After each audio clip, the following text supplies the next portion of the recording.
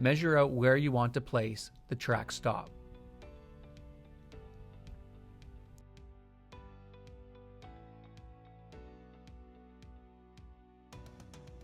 Pre-drill the hole before you fasten the 3/4 inch colored screw. Fasten one screw in the bottom track.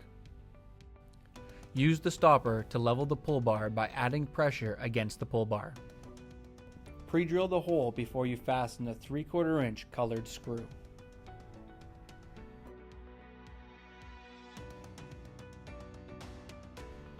Fasten one screw in the top track.